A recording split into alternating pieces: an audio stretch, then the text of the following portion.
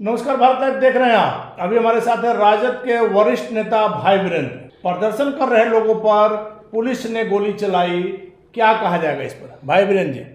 देखिए, सरकार की नज़र सब पर है।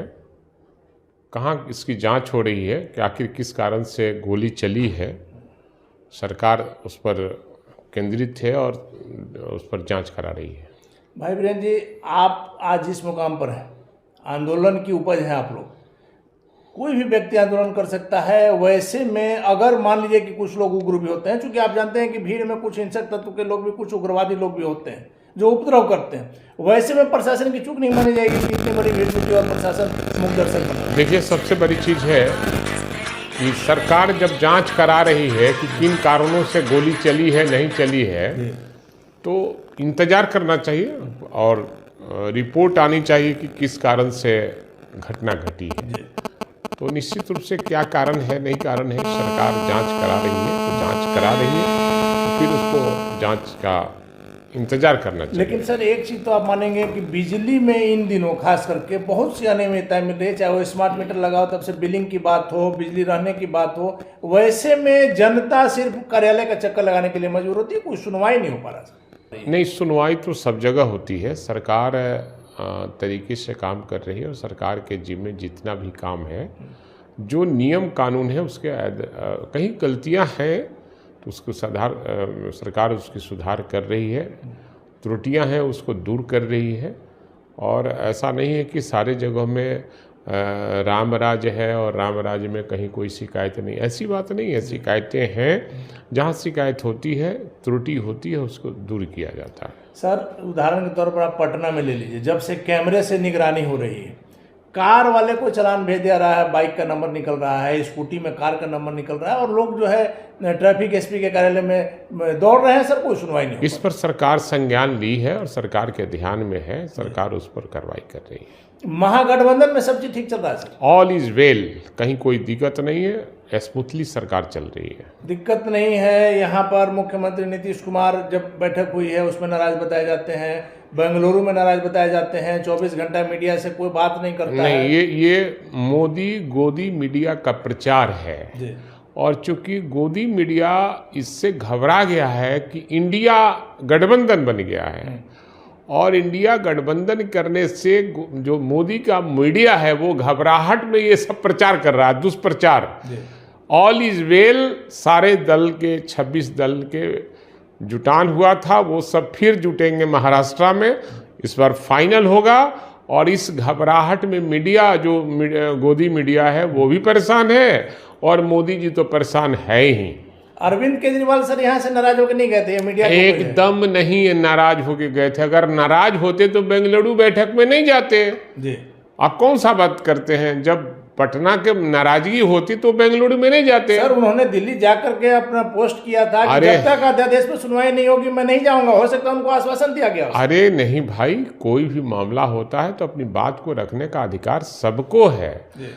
और केजरीवाल साहब 100% हम लोग के साथ हैं, कहीं कोई परेशानी नहीं है। और महागठबंधन में 26 दल हैं और आगे जो महाराष्ट्र में जो होगा और अधिक दल वहाँ जुटेंगे। और सब लोगों ने एक ही कसम खाया है कि प्रधानमंत्री की लड़ाई नहीं है, लड़ाई सिर्फ और सिर्फ मोदी भगाओ देश बचाओ, बीजेपी भगाओ देश बचाओ। बीजेपी का तो कहना है सर कि भ्रष्टाचारियों की जमात है, अपने अपने फायदा के लिए लोग जुटे हुए हैं, सबों पर कोई ना कोई जिस देश के राज में, जिस देश में गृह मंत्री ही तरी पार हो, वो आदमी को बोलने का अधिकार नहीं है। इसलिए उनको, बीजेपी के लोगों को बोलने का कोई अधिकार नहीं है। जो भ्रष्ट आदमी, यही मोदी जी देश के जो प्रधानमंत्री हैं, 26 तारीख को उन्होंने भाषण दिया था कि अजीत पवार फलना फलना, छगन भुजबल और फलाना रहा है। आप जानते हैं कि देश की आज़ादी की लड़ाई लड़ी जा रही थी तो ये अंग्रेजों के मुखबिरी किया करते थे। उस समय जनसंघ कहलाता था, ये मुखबिरी किया करते थे। और नाथूराम गॉडसे की पूजा करने वाले लोग हैं, नाथूराम गॉडसे के ये लोग जमात के लोग हैं जिसने महात्मा गांधी की हत्या किया था, उसी हत्यारे के ये लोग परिवार के लोग हैं। ये लोग क्या बात करेगा? देश में भ्रष्टाचार और महंगाई और बेरोजगारी, जो देश में लोगों के सामने घोषणा किया था कि हमें हमारी सरकार आएगी छाती पीट कर कि हम 2 करोड़ बेरोजगारों को रोजगार देंगे, देश में महंगाई खत्म करेंगे, किसानों के खेतों में पानी देंगे, उनके उपज का दुगना दाम देने का काम करेंगे। अब न दुगना दाम मिल रहा है, न खेत में पानी मिल रहा है, न बेरोजगारों को रोजगार मिल रहा है, न महंगाई पर काबू पाया जा रहा है। आप लोग भी जब बोले और अरे भाई 10 लाख और 2 करोड़ में आपको नहीं बुझाता है? उन्होंने भी नहीं दिया, आपने भी नहीं, हमने दिया है। हमारा तो रोज नियुक्ति पत्र बट रहा है और सारा हम सरकार बनाने तब मैंने चुनाव होने के पहले तक 10 लाख दे देंगे, 10 लाख से ज्यादा बेरोजगारों को रोजगार देने का काम करेंगे, दे देंगे, एकदम दे देंगे। कहा जा रहा है सर कि इस सरकार में आप लोग की चल नहीं रही है, एकदम चल रही है, आप लोग नहीं कर पा रहे हैं। मैं कह रहा हूं कि हमारी सरकार स्मूथली चल रही है और सरकार चल रही है इसलिए बीजेपी के द्वारा प्रचार किया जा रहा है। राजस्व विभाग में जो हुआ सर, अरे भैया सवाल है कि क्या हुआ उसमें ट्रांसफर कुछ अरे गड़बड़ी हुआ है तो उसको रोक लगा दिया, इसमें कौन बड़े गड़बड़ी तो कहीं सर, अरे कहीं पदाधिकारियों के द्वारा भी हुआ, तो कहीं ना कहीं पैसे के बड़े लेन देन का नहीं, ये सब बेबुनियाद आरोप है कि पैसे के लेन देन की बात होती है। आप लोग कभी नहीं चला रहे हैं मणिपुर के बारे में, कभी नहीं पूछ रहे हैं। नहीं, मणिपुर के बारे में मोदी मीडिया नहीं चला रहा है, कहीं टीवी पर हम नहीं देख रहे हैं। और केवल चूंकि इंडिया बनी है, इंडिया से घबराहट है मोदी मीडिया को भी और मोदी जी को भी, और बहुत घबराहट है। जो मोदी मीडिया है उसको घबराहट है कि अब ये जाएगा तो फिर हम लोग को भाई काम खत्म हो जाएगा, जो विज्ञापन मिलता है वो काम खत्म हो जाएगा।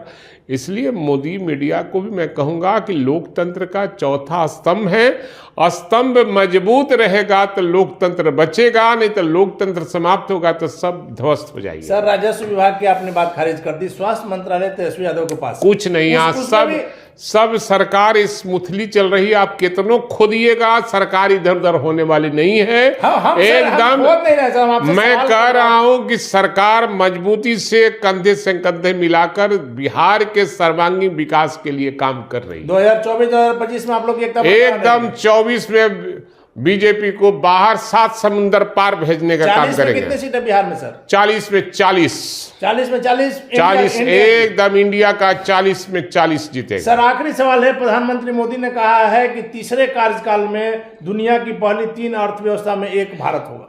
अब सबसे बड़ा चीज है कि जो रोज जुमला ही और गलत बयानी करता हो उस पर जनता अगर विश्वास करती है तो जनता ही मारी जाएगी।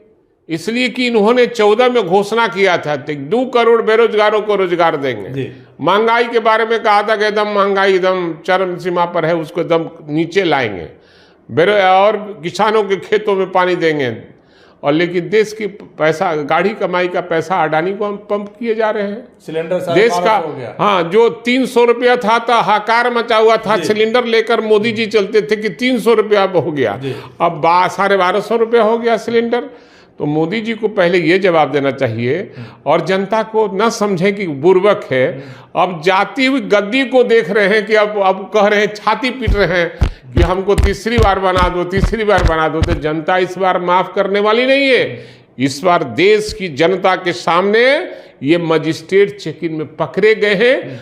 मजिस्ट्रेट चेक इन में जो पकड़ा जाता है फाइन होता है और जेल होता है।